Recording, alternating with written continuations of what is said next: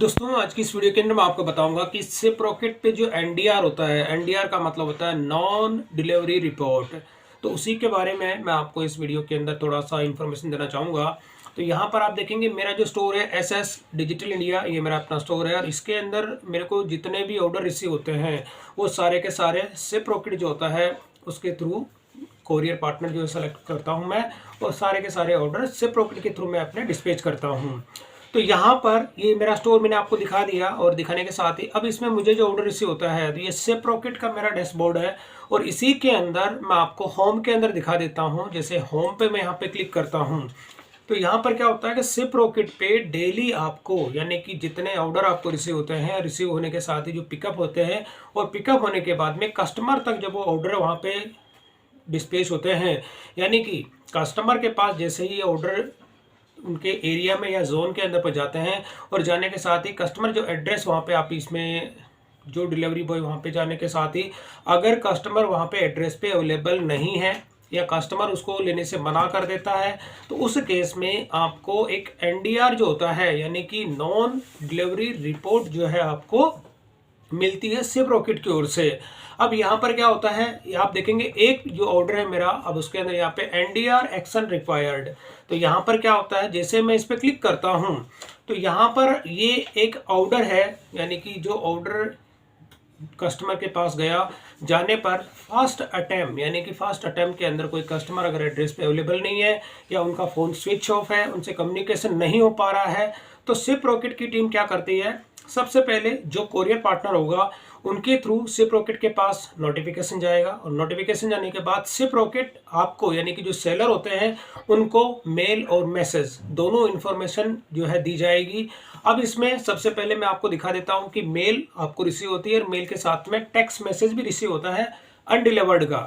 अब यहाँ पर आप देखेंगे कि ये मैंने अपना इनबॉक्स है मेरा और इसी के अंदर सिप रॉकेट की ओर से जो है मेल मेरे को रिसीव हुई है, अनडिलीवर्ड ऑर्डर रिपोर्ट 25 तारीख आज देखेंगे, आज की डेट है। और जब मैं इस पर क्लिक करता हूँ तो यहाँ पर ये ऑप्शन देता है कि भाई आपका जो ऑर्डर है उसको अनडिलीवर्ड हुआ है और इसकी रिपोर्ट को जब मैं यहाँ पे डाउनलोड करता हूँ तो एक एक्सेल की फाइल डाउनलोड होती है। ये फाइल मैं आपको दिखा देता हूँ। तो एक ऑर्डर था, आप देखेंगे कि यहाँ पर ये एक ऑर्डर है और इसके अंदर यहाँ पे वो ऑर्डर की डिटेल होती है, डिटेल के होने के साथ ही कस्टमर का नेम यहाँ पे होता है। तो ये फॉर्मेट मतलब हो गया। तो अब इस केस में क्या होता है कि आपके पास कस्टमर के नंबर होते हैं यानी कि जो सेलर होता है और उसी पे ये रिक्वेस्ट की जाती है कि या तो आप कस्टमर को कॉल कीजिए और कॉल करने के साथ अगर कम्युनिकेशन होता है तो इसकी अपडेट आप हमें दे दीजिए।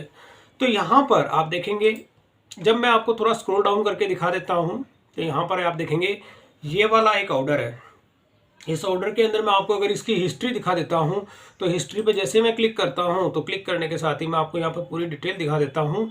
तो एनडीआर के अंदर ये थर्ड स्टेप है। थर्ड स्टेप का मतलब क्या होता है कि सबसे पहले आप देखेंगे एनडीआर वन का होता है कि जब आपका ऑर्डर फर्स्ट अटैम्प्ट कस्टमर के वहाँ पे जाता है, कोरियर बॉय जो होते हैं यानी एग्जीक्यूटिव वहाँ पे जाते हैं, जाने पर अगर कस्टमर उनको नहीं मिलता है या फ़ोन उनका नॉट रीचेबल होता है, स्विच ऑफ होता है या घर में डोर क्लोज होता है, कुछ भी होता है, तो उस केस में आपके पास इसका भी एक मैसेज आ जाता है कि फर्स्ट अटैम्प्ट जो होता है आपका अनडिलीवर्ड हो गया है।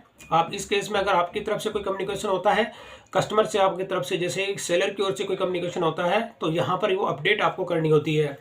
फर्स्ट अटैम्प्ट आप देखेंगे अगर नहीं होता है तो यहाँ पे पूरी होती है कि आप देखेंगे एनडीआर रेस हुआ था 22 जनवरी को। अब इसमें क्या होता है डीटीडीसी जो कोरियर होती है उसके थ्रू ये गया था। सिप रॉकेट जो था इसने क्या किया, मेरे को मेल जो है इन्होंने मेल के साथ में टेक्स्ट मैसेज भी मेरे को सबमिट किया। अब इसमें रीज़न क्या होता है, अब यहाँ पे देखेंगे डिटेल में है कि मेरी तरफ से कोई भी एक्शन नहीं लिया गया, यानी कि मैं एक सेलर हूं तो मेरी तरफ से जो होती है कस्टमर को कॉल करने की कोशिश मैंने की बट उनका स्विच ऑफ था, मोबाइल स्विच ऑफ होने की वजह से कोई कम्युनिकेशन नहीं हो पाया। तो फर्स्ट अटैम्प्ट हो गया। अब सेकंड अटैम्प्ट आप देखेंगे तो सेकंड अटैम्प्ट देखेंगे 24 जनवरी को, यानी कि आप देखेंगे एक दिन के बाद में जो है सेकंड अटैम्प्ट हुआ। सेकंड अटैम्प्ट के अंदर भी सेम वही प्रोसेस हुआ, यानी कि जो सिप रॉकेट की तरफ से मेरे को मेल रिसीव होती है सेकंड अटैम्प्ट के अंदर भी। और थर्ड अटैम्प्ट जब यहाँ पे थर्ड अटैम्प्ट होता है ये वाला आप देखेंगे लास्ट जो होता है थर्ड अटैम्प्ट होता है, यानी आज का इसमें दिन है। अगर आज ये पेंडिंग टुडे, यानी अगर आज मैं इसको नहीं करता हूं तो फिर उसके बाद ये रिटर्न इनिशिएट हो जाता है। रिटर्न इनिशिएट होने का मतलब होता है कि अब ये ऑर्डर कस्टमर के पास ना जाके सेलर के पास वापस रिटर्न होके आएगा। तो ये चीज होती है कि एनडीआर जो होता है, नॉन डिलीवरी रिपोर्ट। अब इस केस में अगर मैं ऑल अटेम्प्ट्स यहाँ पे दिखा देता हूँ तो ऑल अटेम्प्ट्स के अंदर आप देखेंगे कि यहाँ पर एनडीआर जो रेस हुआ था फर्स्ट यानी 2 जनवरी को हुआ था, टाइम यहाँ पे मेंशन होता है। और इसमें भी आप देखेंगे कि रीजन क्या था, कस्टमर नॉट अवेलेबल। आप देखेंगे इसके अंदर लिखा हुआ है यहाँ पे रीजन कि डीटीडीसी कोरियर की तरफ से जो है यहाँ पे दिया गया कि reason customer not available, customer यहाँ पे नहीं है। अब उसके बाद 23 जनवरी को जो हुआ था, अब इसी के अंदर आप देखेंगे शिपरॉकेट की तरफ से जो है मेरे को मेल भी रिसीव हुआ, टेक्स्ट मैसेज भी रिसीव हुआ था। और यहाँ पर मैंने इसमें आप देखेंगे कि नो एक्शन फ्रॉम सेलर, यानी कि जो फर्स्ट वाला हुआ था उसमें सेलर की तरफ से मेरी तरफ से कोई भी एक्शन नहीं लिया गया। अब वापस जो होता सेकंड आप देखेंगे 2 दिन के बाद में 24 जनवरी को जो है सेकंड अटेम्प्ट किया गया था। इसमें भी डीटीडीसी कोरियर है और कस्टमर नॉट अवेलेबल, यहाँ पर भी रीजन है कि कस्टमर नॉट अवेलेबल, एड्रेस पे कस्टमर नहीं है।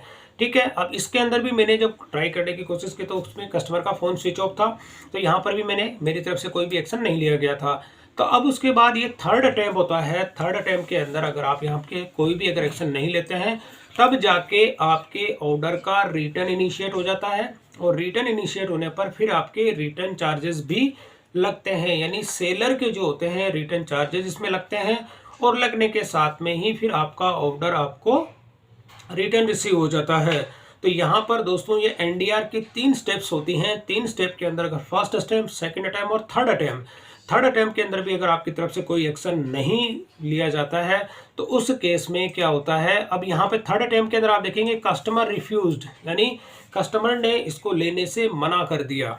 यानी कि जो सेकंड अटेम्प्ट और थर्ड अटेम्प्ट जो लास्ट वाला होता है उस केस में कस्टमर मिलता तो है लेकिन मिलने के साथ ही वो मना कर देता है कि मेरे को ऑर्डर नहीं चाहिए। तब जाकर के आपका रिटर्न इनिशिएट होता है और रिटर्न इनिशिएट होने पर फिर आपके रिटर्न चार्जेस लगते हैं। और रिटर्न चार्जेस जो होते हैं आपकी जो सेलर का जो यहाँ पर आप देखेंगे मेरे वॉलेट जो होते हैं इसमें से वो डिडक्ट कर लिए जाते हैं। तो यहाँ पर 3 स्टेप्स होती हैं दोस्तों, NDR 1, NDR 2, NDR 3। तो इस तरह से जो भी आपके ऑर्डर्स होते हैं उसमें आपको NDR का अगर जब इस तरह से कोई रिक्वायरमेंट होती है तो उसकी मेल और टेक्स्ट मैसेज आपके रजिस्टर्ड मोबाइल नंबर पे और रजिस्टर्ड ईमेल आईडी पे इसके नोटिफिकेशंस आपको मिल जाते हैं। तो कस्टमर से फिर आपको कम्युनिकेशन करना होता है। कम्युनिकेशन करने के बाद में ही आपको वो अपडेट शिपरॉकेट पे देनी होती है और शिपरॉकेट उसके बाद कोरियर जो उनके जिनसे इनका टाइप होता है उनसे ये आपस में कम्युनिकेट करके कस्टमर तक वो ऑर्डर पहुंचाते हैं। तो इस तरह से आप अपने बिजनेस में जो कस्टमर का और सेलर का जो कम्युनिकेशन होता है उसके थ्रू आप कम्युनिकेट करके अपने जो रिटर्न्स होती हैं उनको आप कंट्रोल कर सकते हैं।